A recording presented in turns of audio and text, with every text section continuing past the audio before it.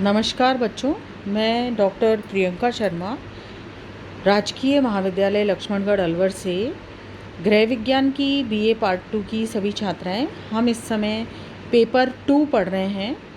पिछली कक्षाओं में हमने रेयॉन के बारे में पढ़ा था और उसके बाद हमने नायलॉन के बारे में पढ़ना शुरू किया। पिछली कक्षा में मैंने आपको बताया था कि नायलॉन जो है एक प्रकार का जादुई रेशा है। ये पूरी तरीके से रसायनों के द्वारा तैयार किया जाता है और इसको पॉलीमराइजेशन प्रक्रियाओं के द्वारा स्पिनरेट्स के माध्यम से निकाल करके बनाया जाता है और इसको खींच करके इसको तैयार किया जाता है। नायलॉन का रेशा पूर्णतया रासायनिक रेशा है और इसके अंदर मानवीय मशीनों के द्वारा जो मानव अपने अनुसार जो भी रसायन है उसके अंदर डाल करके उसको अपने अनुसार तैयार करता है। उसकी चमक को कम या ज़्यादा जो भी करना है वो मनुष्य के द्वारा ही केमिकल्स मिला करके की जाती है। आज हम पढ़ेंगे नायलॉन के रेशों के प्रकार। नायलॉन के धागे की प्राप्ति फ्लैक्स से बने घोल, स्पिनरेट के छिद्रों के व्यास तथा खींचने की प्रक्रिया पर निर्भर करती है और इसी के आधार पर विभिन्न प्रकार के धागे तैयार किए जाते हैं। नायलॉन के धागे कई प्रकार के हो सकते हैं।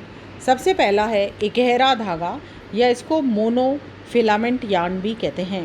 इकहरे धागे में एक ही रेशा होता है। धागे का व्यास स्पिनरेट के छिद्रों के व्यास पर निर्भर करता है। ये धागे अत्यंत महीन, सीधे, चमकदार व चिकनी सतह वाले होते हैं। इन्हें बटा नहीं जाता है, इसलिए इनकी मजबूती बहुरेशीय एवं बटे हुए धागों से कम होती है। इनका उपयोग बुनाई के लिए किया जाता है और होजरी वस्त्र निर्माण में इनका उपयोग अधिक होता है। दूसरा प्रकार है बहुरेशीय धागे या मल्टी फिलामेंट यार्न। कई इकहरे धागों को आपस में मिलाकर, बटकर तथा ऐंठन देकर बहुरेशीय धागे बनाए जाते हैं। धागे जिस व्यास के बनाने होते हैं उसी के अनुरूप रेशे मिलाए जाते हैं। ये धागे अत्यंत ही मजबूत, लचीले व कोमल होते हैं। इनसे बने वस्त्र अत्यंत टिकाऊ, आकर्षक एवं मुलायम होते हैं तथा इनमें नायलॉन के सभी गुण आ जाते हैं। तीसरा प्रकार है स्ट्रेच धागे। नायलॉन के धागों को खींचकर लंबाई में बढ़ाकर विशेष प्रक्रिया द्वारा घुंघराले बनाए जाते हैं। ये धागे खींचने पर फैल जाते हैं व छोड़ने पर पुनः घुंघराले बन जाते हैं। ये धागे ही स्ट्रेच धागे कहलाते हैं। इनमें नम्यता व प्रत्यास्थता का अनोखा गुण समाहित होता है। इस कारण इन धागों से बने वस्त्र फैलकर शरीर पर फिट बैठते हैं।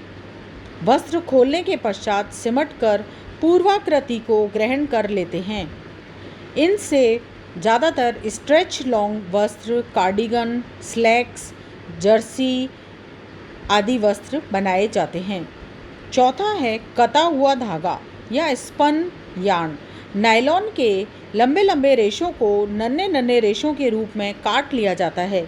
रेशों की लंबाई 1 से 5 इंच तक होती है और इन्हें कपास की तरह ही खींचकर और बटकर कताई करके अविरल लंबाई के धागे बनाए जाते हैं।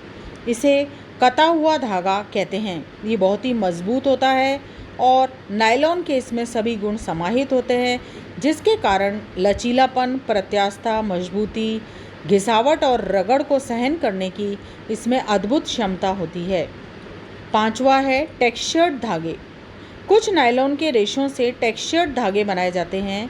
मशीन की सहायता से इनकी सतह पर छोटे बड़े लूप या रोए उठाए जाते हैं, जिससे वस्त्र की सुंदरता और मोटाई बढ़ सके, परंतु वज़न में ये अत्यंत ही हल्के होते हैं। धन्यवाद।